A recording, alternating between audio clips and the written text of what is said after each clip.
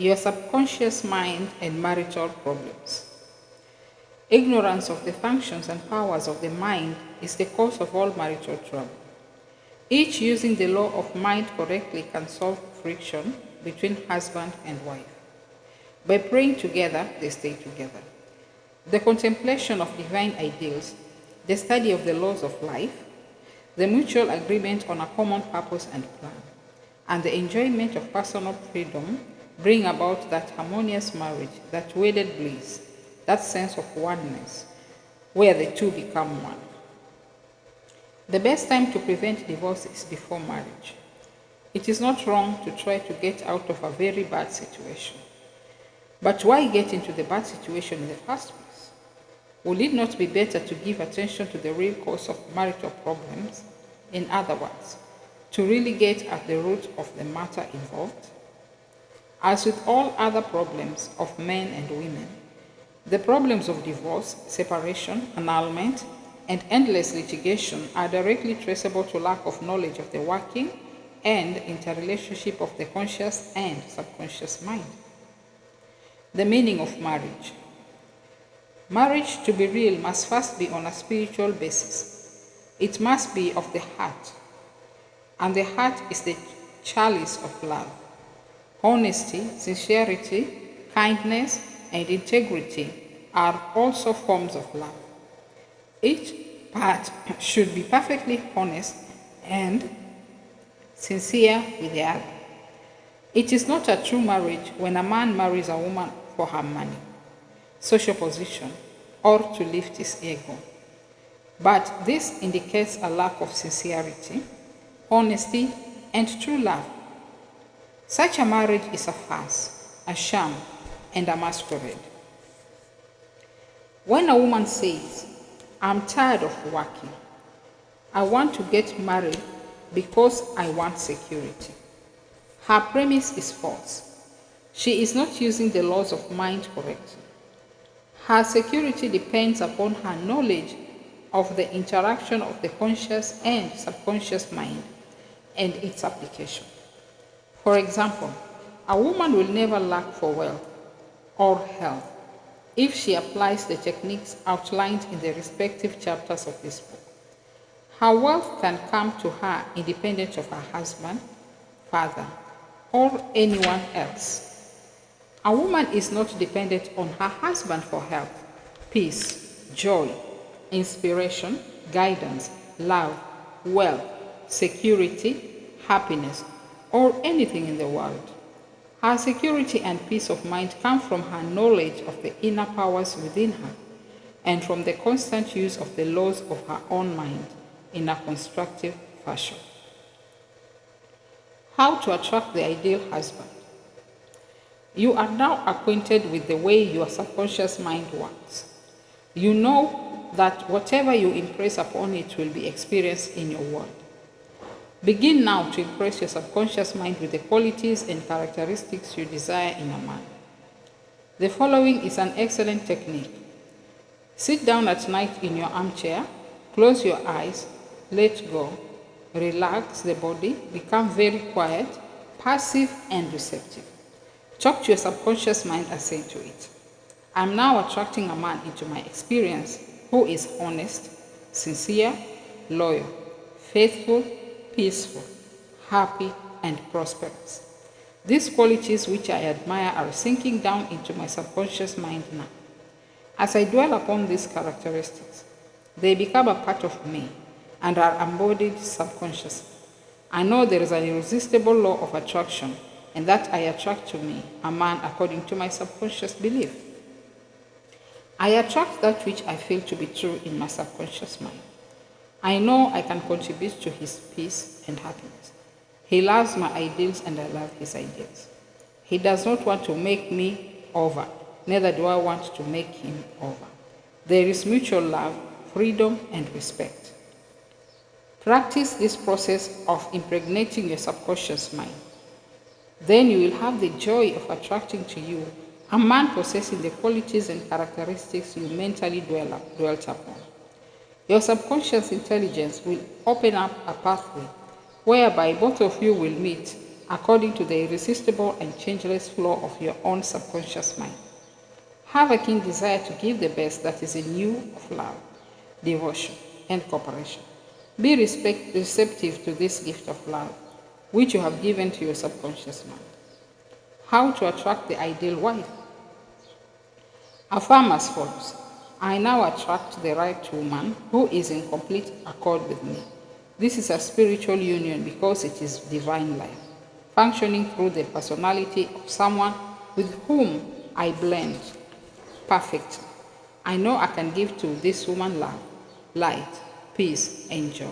I feel and believe I can make this woman's life full, complete, and wonderful. I now decree that she possesses the following qualities and substitutes. She is spiritual, loyal, faithful, and true. She is harmonious, peaceful, and happy. We are irresistibly attracted to each other. Only that which belongs to love, truth, and beauty can enter my experience. I accept my ideal companion now. As you think quietly and with interest on the qualities and attributes which you admire in the companion you seek, you will build the mental equivalent into your mentality. Then the deeper currents of your subconscious mind will bring both of you together in divine order. No need for third mistake. Recently, a teacher said to me, I have had 3 husbands, and all 3 have been passive, submissive, and dependent on me to make all decisions and govern everything. Why do I attract such type of men? I asked her whether she had known that her second husband was the effeminate type, and she replied, of course not. Had I known, I would not have married him. Apparently, she had not learned anything from the first mistake. The trouble was with her personality makeup. She was very masculine, domineering, and unconsciously wanted someone who would be submissive and passive so that she could play the dominant role. All this was unconscious motivation, and her subconscious picture attracted to her what she subjectively wanted. She had to learn to break the pattern by adapting the right prayer process. How she broke the negative pattern. The above-mentioned woman learned a simple truth. When you believe you can have the type of man you idealize, it is done unto you. As you believe, the following is the specific prayer she used to break the old subconscious pattern and attract to her the ideal mate. I am building into my mentality the type of man I deeply desire. The man I attract for a husband is strong, powerful, loving, very masculine, successful, honest, loyal, and faithful. He finds love and happiness with me. I love to follow where he leads.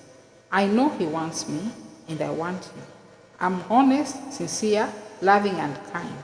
I have wonderful gifts to offer him. They are goodwill, a joyous heart, and a healthy body. He offers me the same. It is mutual.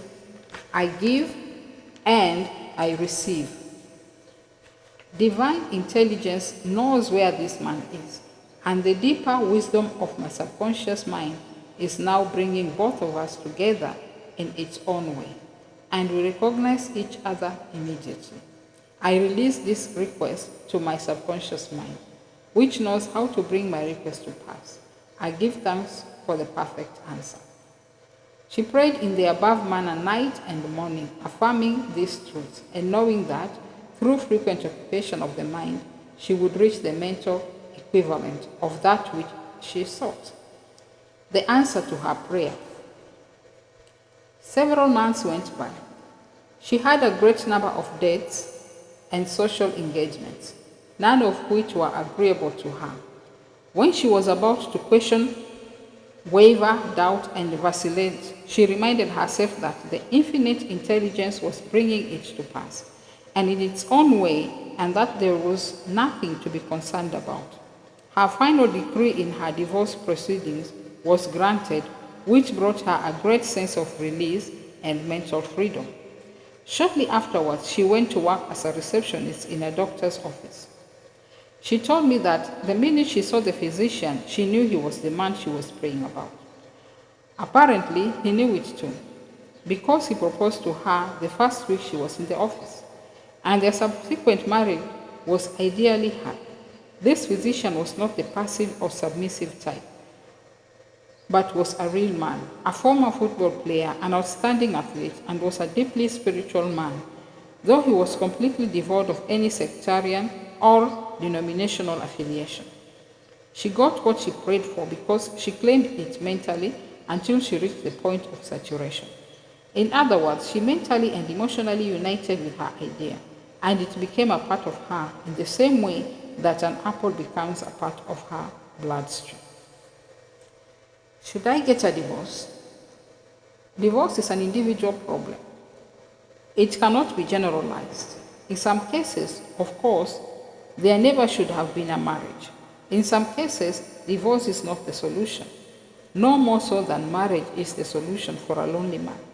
Divorce may be right for one person and wrong for another. A divorced woman may be far more sincere and noble than many of her married sisters, who perhaps are living a lie. For example, I once talked with a woman whose husband was a dog-fiend, an ex-convict, a wife-beater, and a non-provider. She had been told it was wrong to get a divorce. I explained to her that marriage is of the heart. If two hearts blend harmoniously, lovingly, and sincerely, that is the ideal marriage. The pure action of the heart is love. Following this explanation, she knew what to do. She knew in her heart that there is no divine law which compelled her to be browbeaten, intimidated, and beaten because someone said, "I pronounce you man and wife." If you are in doubt as to what to do, ask for guidance, knowing that there is always an answer and you will receive it. Follow the lead that comes to you in the silence of your soul. It speaks to you in peace. Drifting into divorce. Recently, a young couple married for only a few months was seeking a divorce. I discovered that the young man had a constant fear that his wife would leave him. He expected rejection, and he believed that she would be unfaithful. These thoughts haunted his mind and became an obsession with him. His mental attitude was one of separation and suspicion. She felt unresponsive to him. It was his own feeling or atmosphere of loss and separation operating through them. This brought about a condition or action in accordance with the mental pattern behind it. There is a law of action and reaction, or cause and effect. The thought is the action, and the response of the subconscious mind is the reaction. His wife left home and asked for a divorce, which is what he feared and believed she would do. Divorce begins in the mind. Divorce takes place first in the mind. The legal proceedings follow after. These two young people were full of resentment, fear, suspicion, and anger. These attitudes weakened, exhausted, and debilitated the whole thing. They learned that hate divides and that love unites. They began to realize what they had been doing with their minds. Neither one of them knew the law of mental action, nor they were misusing their minds and bringing on chaos and misery. These two people went back together at my suggestion and experimented with prayer therapy. They began to radiate love, peace, and goodwill to each other. Each one practiced radiating harmony, health, peace, and love to the other. And they alternated in the reading of the Psalms every night. Their marriage is growing more beautiful every day. The nagging wife. Many times the reason the wife nags is because she gets no attention. Oftentimes, it is a craving for love and affection. Give your wife attention and show your appreciation. Praise and exalt all her many good points. There is also the nagging type of woman who wants to make the man conform to her particular pattern. This is about the quickest way in the world to get rid of a man. The wife and the husband must cease being scavengers, always looking at the petty faults of errors in each other. Let each give attention and praise for the constructive and wonderful qualities in the other. The brooding husband. If a man begins to brood, grows morbid against his wife because of the things she said or did, he is, psychologically speaking, committing adultery. One of the meanings of adultery is idolatry, that is, giving attention to or uniting mentally with that which is negative and destructive. When a man is silently resenting his wife and is full of hostility towards her, he is unfaithful. He is not faithful to his marriage vows, which are to love, cherish, and honor her all the days of his life. The man who is brooding, bitter, and resentful can swallow his sharp remarks, abate his anger, and he can go to great lengths to be considerate, kind, and courteous. He can deftly cut the differences through praise and mental effort. He can get out of the habit of antagonism. Then he will be able to get along better, not only with his wife, but with business associates also. Assume the harmonious state, and eventually you will find peace and harmony. The great mistake. A great mistake is to discuss your marital problems or difficulties with neighbors and relatives. Suppose, for example, a wife says to the neighbor, "John never gives me any money. He treats my mother abominably, drinks to excess, and is constantly abusive and insulting." Now, this wife is degrading and belittling her husband in the eyes of all the neighbors and relatives. He no longer appears as the ideal husband to them. Never discuss your marital problems with anyone except a trained counselor. Why cause numerous people to think negatively of your marriage? Moreover, as you discuss and dwell upon these shortcomings of your husband, you are actually creating these states within you. Who is thinking and feeling it? You are. As you think and feel, so are you. Relatives will usually give you the wrong advice. It is usually biased and prejudiced because it is not given in an impersonal way. Any advice you receive which violates the golden rule, which is a cosmic law, is not good or sound. It is well to remember, but no two human beings ever lived beneath the same roof without clashes of temperament, periods of hearts and strain. Never display the unhappy side of your marriage to your friends. Keep your quarrels to yourself. Refrain from criticism and condemnation of your partner. Don't try to make your wife over. A husband must not try to make his wife over into a second edition of himself. The tactless attempt to change her in many ways is foreign to her nature. These attempts are always foolish, and many times results in dissolution of the marriage. These attempts to alter her destroy her pride and self-esteem, and arouse a spirit of contrariness and resentment that proves fatal to the marriage bond. Adjustments are needed, of course, but if you have a good look inside your own mind and study your character and behavior, you will find so many shortcomings. They will keep you busy the rest of your me. If you say, "I will make him over into what I want," you are looking for trouble and the divorce court. You are asking for misery. You will have to learn the hard way that there is no one to change but yourself. Pray together and stay together through steps in prayer. The first step, never carry over from one day to another accumulated irritations arising from little disappointments. Be sure to forgive each other for any sharpness before you retire at night. The moment you awaken in the morning, claim infinite intelligence is guiding you in all your ways. Send out loving thoughts of peace, harmony, and love to your marriage partner, to all members of the family, and to the whole world. The second step, say grace at breakfast. Give thanks for the wonderful food, for your abundance, and for all your blessings. Make sure that no problems, worries, or arguments shall enter into the table conversation. The same applies to dinner time. Say to your wife or husband, "I appreciate all you're doing, and I radiate love and goodwill to you all day long."